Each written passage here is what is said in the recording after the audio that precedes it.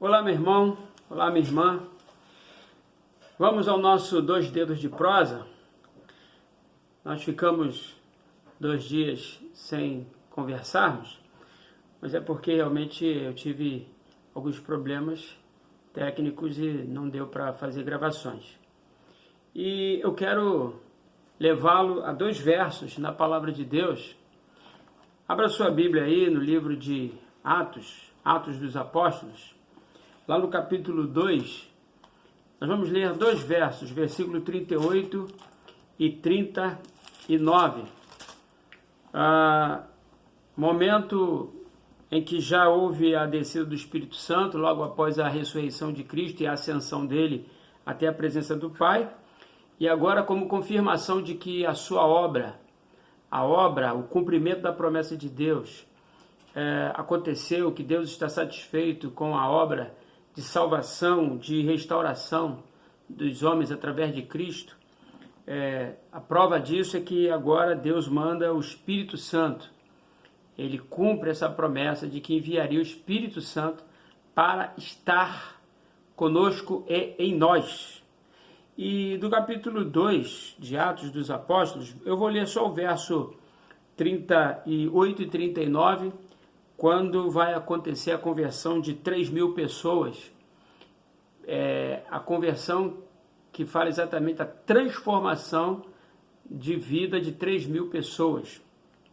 E a gente tem aqui o verso dizendo o seguinte: e disse-lhes Pedro, arrependei-vos e cada um de vós seja batizado em nome de Jesus Cristo para perdão dos pecados e recebereis o dom do Espírito Santo. Porque a promessa vos diz respeito a vós, a vossos filhos e a todos os que estão longe, e tantos quantos Deus nosso Senhor chamar. Essa é a resposta de Pedro à pergunta que eles fizeram a Pedro, quando Pedro então chamou-os ao arrependimento e a crer em Cristo Jesus. E aí então eles perguntam a Pedro o que é que eles deveriam fazer para poderem participar dessa maravilha que eles estavam vendo na vida daqueles discípulos de Cristo Jesus. Então Pedro chama ao arrependimento, né? Arrependei-vos e crede, na verdade, creiam no Evangelho. É isso? Creiam no nome de Jesus, sejam batizados no nome de Jesus. Quando nós começamos essa série, que tem como título O Plano de Deus, né? Nós vimos então algo maravilhoso. Nós vimos que é uma sequência. E quando eu quis falar sobre esse plano de Deus na minha vida, na sua vida, na nossa vida, na igreja, para o mundo, eu estava falando dentro desse contexto que nós vivemos nesse momento de pandemia, onde o nosso propósito, nosso objetivo era exatamente dizer para você que você não está solto, que eu não estou solto, que nós não estamos abandonados, que tudo está acontecendo, mas que há um Deus soberano que está conduzindo a história e que está tratando com pecadores rebeldes, salvando aqueles que se arrependem, aqueles que ele tem chamado, como diz o próprio texto, e também levando a juízo e levará a juízo pleno, completo, aqueles impenitentes que não se arrependem. Então o que nós vimos? Primeiro nós vimos que há um plano maravilhoso de Deus, né? Esse plano também eu chamei de um plano que é composto de promessas, ou a promessa de Deus. E qual era a promessa de Deus desde o Éden? A promessa é conduzir os pecadores à vida eterna por meio de Cristo Jesus, ou daquele que foi chamado no Gênesis de o descendente da mulher. Foi chamado também de o descendente de Abraão, a promessa de que Deus abençoaria todas as famílias da terra. Também o descendente do rei Davi, falando daquele que seria justo, faria justiça no mundo como um governador, né? Que reinaria sobre os homens. E nós vemos então que todas aquelas promessas maravilhosas feitas por Deus no Antigo Testamento, elas têm o cumprimento então, elas se cumprem na pessoa de Cristo Jesus. Então, Cristo veio e cumpre todas aquelas promessas de Deus.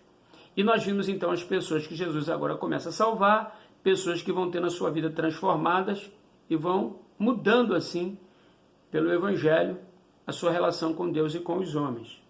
Então, o Evangelho, anunciado por Cristo Jesus, foi o Evangelho que convidava os homens a se arrependerem dos seus pecados e a crerem nele como o Salvador, o Filho de Deus, o enviado de Deus, aquele que cumpre as promessas de Deus. E então, esse fato consumado levou então a Jesus a ter muitos discípulos, vários discípulos, né? Ele chama aqueles 12, Judas o traidor, então depois ficam os 11, e posteriormente outros discípulos vão ser chamados, mais de 500 pessoas já nos dias de Jesus vão ser testemunhas da sua ascensão. E agora nós temos Pedro pregando, e no dia que chamamos, como diz o dia de Pentecostes, nessa festa dos judeus, e a descida do Espírito Santo, quando nós vamos ter a conversão de mais de 3.000 pessoas. Essa conversão é o quê? Conversão é uma volta, né? É um sentido contrário. Então, converteu. Pessoas que estavam indo numa direção e agora vão voltar numa direção contrária àquela vida que estavam levando. E essas pessoas então entenderam Cristo, a obra de Cristo, se arrependem dos seus pecados e passam a confiar naquele que agora é o ressurreto. E o que nós estamos vendo aqui nesse momento então? Que Deus prometeu, Cristo cumpriu essas promessas, e que agora nós, a igreja, como beneficiados por essas promessas, né, de regeneração, de restauração, de santificação e de glorificação, somos aqueles que ele chama para proclamar essas promessas ao mundo, a vida eterna por meio de Cristo Jesus.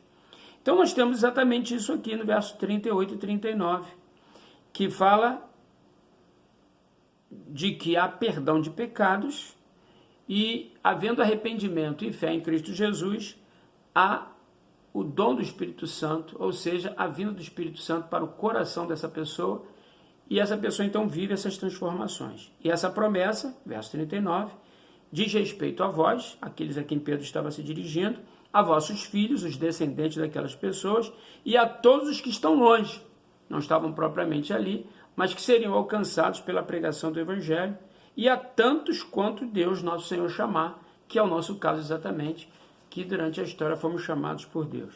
Então agora nós estamos nesse ponto, desse plano maravilhoso de Deus, em que nós como igreja estamos neste mundo vivenciando, experimentando em nós mesmos e como corpo, como igreja, as promessas que foram feitas, nós vimos elas detalhadamente, né?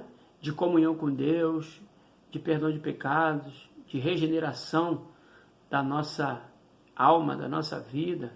A Bíblia chama de novo nascimento, de nova vida em Cristo Jesus, mas para algo grandioso, que é exatamente expressado em todas aquelas promessas e todas aquelas realidades que foram traduzidas para nós por Cristo Jesus. Ou seja, vamos rapidamente ver isso aqui, né?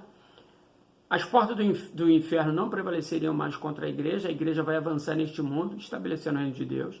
Jesus Cristo disse que seu reino havia chegado, estava entre nós e dentro de nós, portanto a igreja é este instrumento de Deus que vai agora avançar no mundo, e a nossa salvação nos coloca dentro de um pacto de Deus de domínio, ou seja, a igreja não será derrotada pelo inimigo, pelo mal, ela vai mostrar-se em todos os parâmetros da vida, ela vai apresentar o padrão que é Deus em todos os parâmetros da vida para este mundo, para a glória do nome de Deus. Então é isso que a igreja está fazendo agora, e nós vamos caminhar um pouquinho por esse caminho ainda, nessa conversa que temos tido nesses 2 dedos de prosa, que é exatamente mostrar o que a igreja está fazendo agora no mundo, como proclamadora do Evangelho da Boa Notícia, mas como aquela que mostra que há um rei, há um Senhor que domina sobre todas as coisas, e este é Jesus Cristo, e que vai levar a bom termo todas essas realidades prometidas, que é exatamente o fato de que, no final, a vontade de Deus estará na terra como é no céu, estará em todos os âmbitos da vida humana e da realidade humana. Então, que Deus nos abençoe, que a gente possa meditar nessas coisas e sermos consolados por essas verdades, mas muito mais do que isso, sermos animados, despertados, incentivados, porque há promessa para aqueles que obedecem a Deus de serem por Ele abençoados, para serem bênçãos também neste mundo, como foi prometido a Abraão, que através desse descendente as famílias da terra seriam abençoadas. Então, a bênção para mim, a bênção para você, se vivemos em obediência a este maravilhoso Evangelho, como também a bênção para aqueles que ainda nem sabem, mas que ainda serão alcançados pelo poder do Evangelho. Mas isso veremos ainda com mais detalhes nos nossos, se Deus quiser, próximos 2 dedos de prosa. Deus te abençoe e até o nosso próximo encontro. Amém? Que a paz do Senhor Jesus guarde o seu coração, que a paz do Senhor Jesus abençoe a sua casa. Amém.